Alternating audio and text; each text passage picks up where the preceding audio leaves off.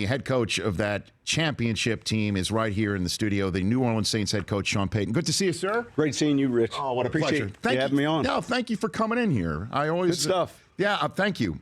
So when you look back at that, was there a point in time where you were second-guessing at any point in time for that onside kick? Well, the actual moment of the kick, the defender played it. I mean, if we'd have known it was going to be a 5-minute mush pile, we never would have called it. You know, we were hoping that we were going to get a result much like Alabama got in a different fashion in the national championship game this past year, where it was a clean recovery, easy, but that really became a 50-50 ball. And the part we almost messed up really was to start the second half. We had won the toss. We elected to receive to begin the game. In the second half, the officials will come to you and say, hey, which way do you want to kick? Yeah. And we were initially kicking the other way because prior to going in at the half, we weren't necessarily going to run that. But coming out at the half, I remember seeing the ball getting teed up and realizing that was going to take place on the Colts sideline. And it's much easier to make that call. And quickly we said, no, we want to go right to left. So now you're saying referees are somewhat... Yeah, it's a jump ball. Yeah. Well, but it's better to be the ones in their ears to say it's our ball as opposed to the other one. If it's close like that, because I still to this day I think there's 4 people that claim they recovered that ball, and then there's 4 people that claim they have that ball. Yeah. Right. So that was almost a real big error. An error that you almost kicked it in the wrong quickly direction. I went over and we got it switched. And he said, you said left to right. I said, no, I want right to left. And they kind of re-teed it, and it happened on our bench. And then you won that game. And, you know, in the history of me working on the NFL Network, I've been fortunate to be in part of many celebration scenes after a Super Bowl. Now, Chris Command Center, was sitting on the set. You came, Sean Payton, after the game, and you slapped fives with everybody on the set. You were so fired up. You hit me so hard in my hand, it went up into my elbow. That entire interview, my right arm was numb. I've never had that. You were so fired up. Yeah. After that, the emotion of it. There's parts of getting there and then the actual event, and there's kind of almost a postpartum as soon as it's over with. But I remember the golf cart driving Drew and myself and just over to the interview area, and after having been through that and knowing the feeling, it drives you that much more to do it again. It's almost like you chase the chicken, and if you're fortunate enough, all of a sudden you have it, and then you have to let it go and start chasing again. And that's kind of where we're at now. How are you a different coach now? Today?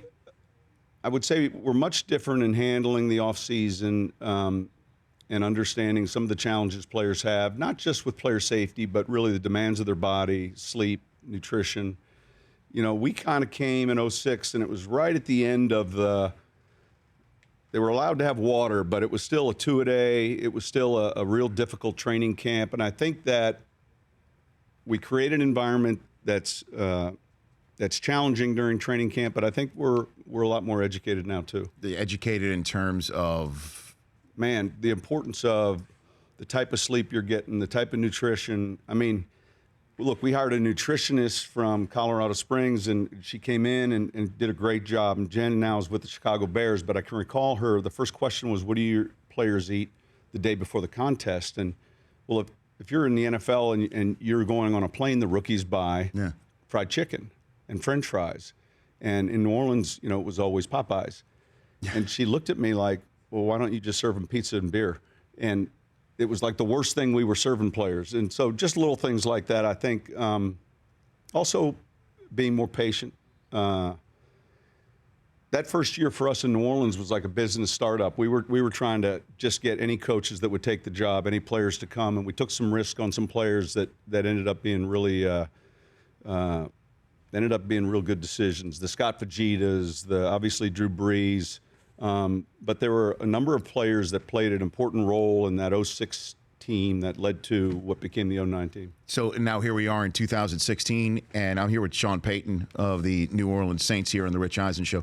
Now here we are, and Drew Brees he's getting up there. He's got 1 year left. He's got a $30 million cap hit right now. How much longer do you think Drew Brees can play in this league? I haven't seen on the field any that's different, and I really mean that. I mean, I see.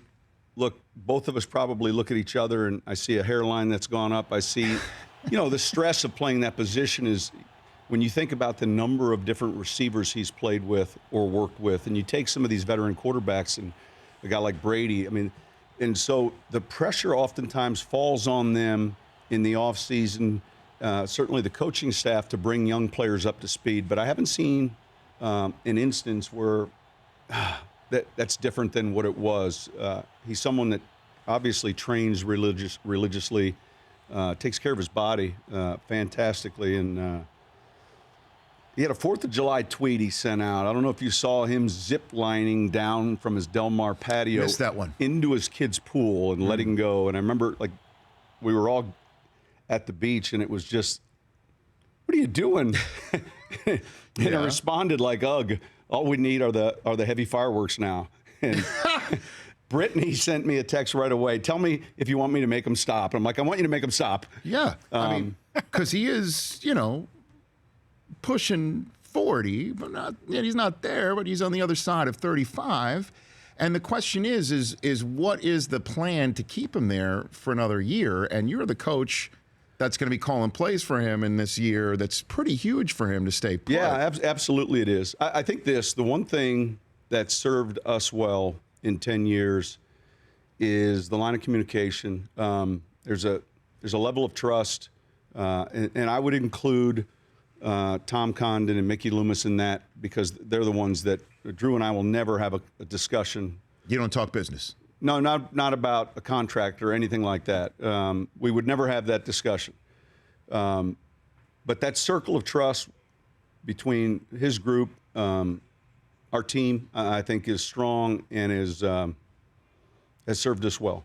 What about flip side? Has he ever talk to you about your business, your contract that you obviously stayed put this year? We might have a discussion briefly, like me saying to him, "Hey, I'm not going anywhere." In other words, but that would be it. I think it's mainly football or family or humor or something that's going on. And you have so much time with a player like that his routine and the way he takes care of himself, this is the one position that's allowed, Payton or Tom, or it's the one position that's allowed these guys to play much longer than what would be the average. But how much is it your job, now that you've signed a long-term deal, just in case the business doesn't get handled with Drew, to get your team ready for who could be the next signal caller and maybe the next relationship for you to have attached to somebody's hip to succeed in New Orleans? I think that responsibility falls on us constantly in regards to the evaluation of talent and the procurement of talent, especially that position. Obviously, with today's game, it's more and more apparent that you have to have someone playing well at that position, and so that would definitely fall on us, myself, the organization, and in each draft, each free agency.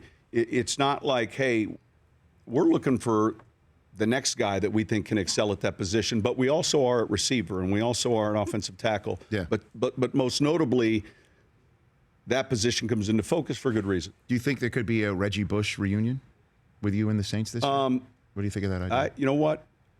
That almost happened a year ago, and we actually had dinner out here. Oh. And it got close, and it never kind of finalized itself, and I'm sure he's going to play this year. Right. But we drafted a young player, Lasco from Cal. C.J. Spiller's there. We drafted a kid a year ago out of Missouri as a returner. So we've had a handful of players. Tavares Cadet. I don't know if our roster is going to allow that right now. Sean Payton here in the Rich Eisen Show. It's a copycat league. What do you think is going to be copycatted most from last year to this year? I think, well, two things. this game, we make it complicated, and yet you still have to run the ball at some point, and you have to play good defense and rush the passer, and that has remained constant. When you saw a game last year where Denver's pass rush in the final game proved to be too much, two real good teams playing in that game. So I still think it's the emphasis on getting to the passer, and the teams that can make the quarterback throw. When we played in the street, it was always like 4 Mississippi, and there or 4 1,000, and the teams that can make the quarterback operate at 3 Mississippi, I think, enhance their chances of winning. What about going for 2? Looks like Tomlin and Pittsburgh are sometimes played like an 8-year-old playing Madden on a bag of Skittles. Where that's all they do is just go for 2. What about you? Well, I think it's interesting. We have these discussions, and so. Look, the analytics give you a broad-based set of numbers to work from, all right? But it's still south of 50. But let's just say you feel like you're one of the better teams, because we're not going to operate with the idea that we're part of the average. If the average is 48%, there's probably someone bringing up the rear at 30, and there's probably someone that's converting at 60. But is the game one that's 14-7? Is the game one that's 38-25? Is your left tackle getting his butt kicked by the left defensive end, right defensive end? There's some other things that just factor in that you got to be mindful of. And one of them is simply, do I have a play I love?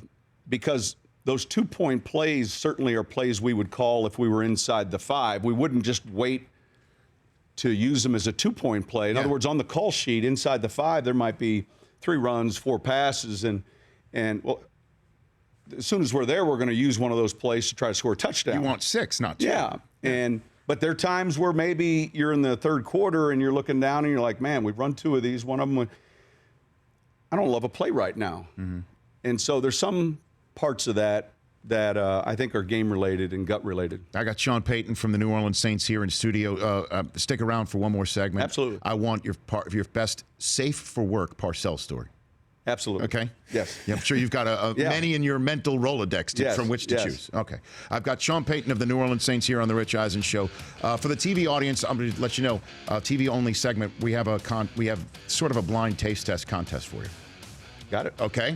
Got it. Wait till you sort of got an interesting look from you. Got it. Coming up next. Here with Sean Payton of the New Orleans Saints here on The Rich Eisen Show. Welcome back to the Rich Eisen Show. In hour 3, Sean Payton, we were going to have Jim Kelly finish up the show and Alexander Rossi, the Indy 500 winner, start hour 3. The reason why I'm telling you this is we have to let our radio audience know we're flipping that, because Alexander Rossi, the winner of the Indy 500, literally right now is stuck in a rental car place at LAX. That is actually happening to the Indy 500 champion. So he's late driving here. Now, what did you do for a horse race this year? Were you at the Derby this year? We were. Mr. Benson, our owner. That's right. He had a couple of horses. He had 2 horses in. Tom's Ready and Motom both were in the field, which is kind of amazing considering you only do that once as a 3-year-old horse. And we were there for the Wednesday drawing party where they kind of get their slots, and you recognize how important really that is, not wanting to be right on the rail or outside wide. And Greg Benzel, our PR director, came to me and said, hey, they're wanting you to know, they're wanting to find out if you'll do the riders up as a backup plan in case Sylvester Stallone can't get there in time from his movie shoot. So I was kind of the bullpen. Yeah, I was. They came in from the pen and they asked you to fill in for Sly because Sly wasn't there. So it's pretty simple, right? Riders up. Yeah. And so Thursday night he said, hey, it's going to happen. You're doing it. And here's your script. And I said, script? And there's like, well, the citizens of Louisville, the Commonwealth of Kentucky. It's not just Riders Up. This became a little bit more complex. Yeah. And so basically, what's more nerve-wracking, calling for an onside kick to start the second half of a Super Bowl, or that Riders Up? The Riders Up was a little hairy after a couple mint juleps. Yeah. You had some julep juice. I like it. I would too, man. That's great. And a couple minutes I have left. Bill Parcells, I know, is a mentor of yours, one of the all-time greats. What's your best Parcells story? You got one for me? There's a lot of lessons. I think all of us and I had the good fortune of sharing 3 years with him. I remember getting hired and never having met him. He literally hired me over the phone, and we went through a series of phone conversations, and then it was like, hey, meet me at Republic Airport in Long Island. But here's what I remember. He, too, was a horse racing fan, and sure. We had a weekend that was coming up. It was the Belmont. We brought in a wide receiver. I can't remember where from, but he was more of a tryout player. And after he was there for the workout, we didn't run him in a 40, which was kind of unusual. But you could sense the coaches all liked this player, and Bill was very skeptical. He said, "This he's too slow. What do you think he runs?" And every one of us we were vouching for him. And so we began to all of a sudden make these bets, and we flew this player back in the next day to run him in a 40. And if it was south of 4.6, if it was 4.5 anything, we won the bet. And if it was 4.6 or above, Bill won. And Bill was going to time, and it was raining outside. And I remember everyone thinking, well, we going to the indoor? He's like, no, we're going outside. We're like, outside? Because he wanted. Yeah, we're going outside. It's where you play. Yeah. And to his credit, he held the watch, and he ran. He looked at it, 4.58, 4.57. And he wouldn't say anything. The money would just be under your door in the morning. Sean, thanks for coming on, man. Absolutely. And good luck in 2016 if I don't see you, but we'll have you back on the phone from New Orleans. Absolutely. Thanks for coming in here. Thank you. Really appreciate it. Jim Kelly, cancer-free Jim Kelly, is here in studio. And Alexander Rossi, yes, the Indy 500 winner will be here if he can get out of rental car hell, just a way that you and the Indy 500 winner have something in common. The Rich Eisen Show, weekdays at noon Eastern on Audience.